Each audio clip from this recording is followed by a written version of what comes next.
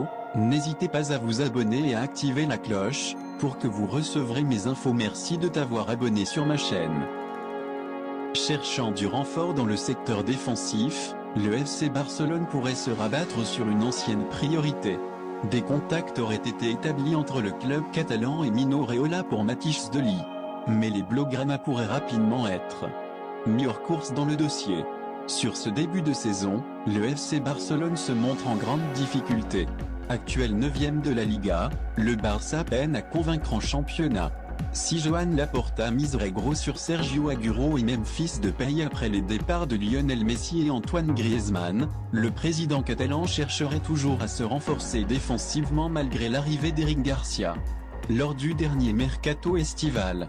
Par conséquent, des contacts auraient été établis récemment entre les Blaugrana et Mino Raiola pour Matthijs de Ligt d'après calciomercato.com.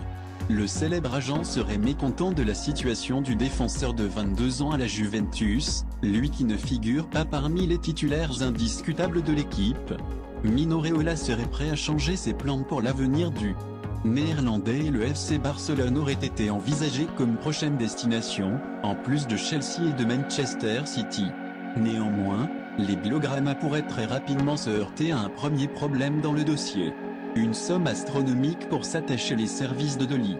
En effet, comme le rapporte calciomercato.com, Matthijs de Ligt disposerait d'une clause libératoire d'une hauteur de 150 millions d'euros.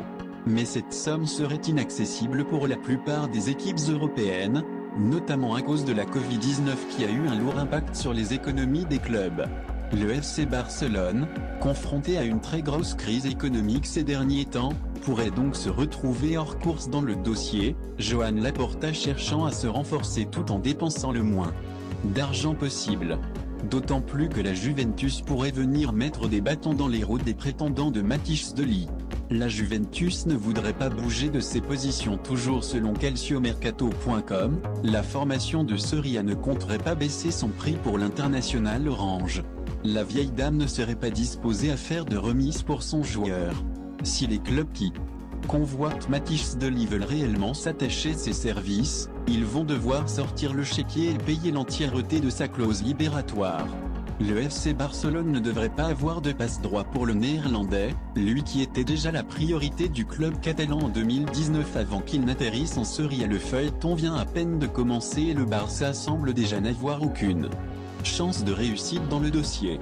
Affaire à... Alors que son contrat expire en 2022, Sergi Roberto n'a toujours pas prolongé avec le Barça.